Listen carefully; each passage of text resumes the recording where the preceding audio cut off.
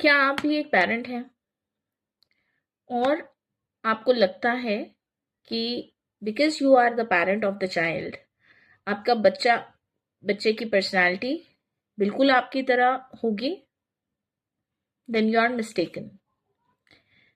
बच्चा दिखने में जरूर आपकी जैसा हो सकता है, बट वो कैसे ड्रेसिंग करता है, किस तरीके की ड्रेसेस चूज करता है, किस तरीके का हेयर स्टाइल रखता है, उसको क्या कंफर्टेबल है क्या कंफर्टेबल नहीं है, these are that child's independent choices. आप उसकी चॉइसेस डिक्टेट नहीं कर सकते, स्पेशली अगर वो टीनेजर है। आप उसको सही और गलत में फर्क बता सकते हो कि बच्चे, अगर आप इस तरीके की ड्रेसिंग करते हो या इस तरीके की ऑप्शन चूज करते हो तो ये होता है, दूसरे तरीके की ऑप्शन चूज करते हो तो ये होता है। और अगर कोई चीज ऐसी है जो आपके वैल्यू सिस्टम के अगेंस्ट है तो वहां पे आप बाउंड्री सेट कर सकते हो। But you can never tell him, you can tell him but he won't listen, because वो आपसे छुपा के वो चीजें करेगा। बिकॉज वो टीनेजर है, उसको लगता है कि वो सही है। ये वो बच्चे की प्रॉब्लम नहीं है, ये that's a teenage thing that every parent should understand. तो जितना आप रिस्ट्रिक्शंस बढ़ाओगे उतना वो आपसे झूठ झूठ बोलेगा, चोरी करेगा, बिना बताए करेगा।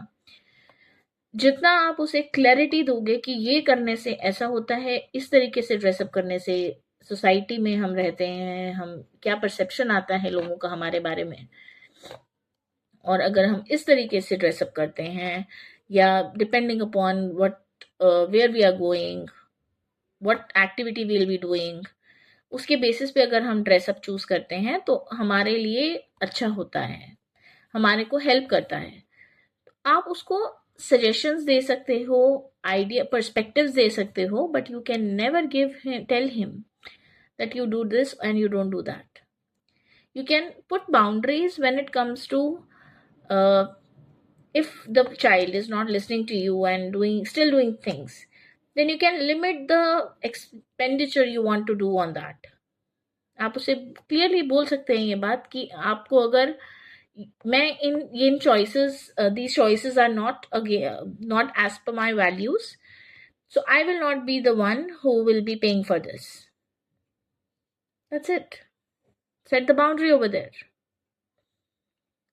It seems difficult, but at the same time I seen boundaries रखते हैं ना जब पेरेंट्स, तो कॉन्सिक्वेंसेस रखने से फिर बच्चों को डराते हैं, अरे तुम अगर ऐसे करोगे तो फिर तुम्हें ये करना पड़ेगा, अगर तुमने ये बाउंड्री ब्रेक करी तो तुम्हें ये करना पड़ेगा। अरे भाई, अगर कॉन्सिक्वेंसेस के लिए डराने लग जाओ या नैग करने लग जाओ तो फर्क क्या रह गया? So you need to stop doing that, and you need to first clear give the understanding to the child, give your perspective, then let him choose his way of thinking, let him make mistakes।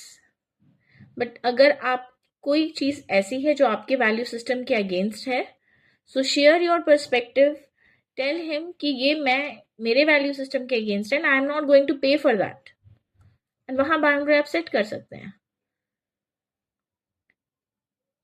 Boundary set करते हुए consequence होना बहुत जरूरी है, consequences पे follow up होना बहुत जरूरी है। अगर आपने कॉन्सिक्वेंसेस बताए हैं बट अगर बाउंड्री क्रॉस होने पे आपने कॉन्सिक्वेंसेस उसे फेस ही नहीं करने दिए, so that boundary is good for nothing.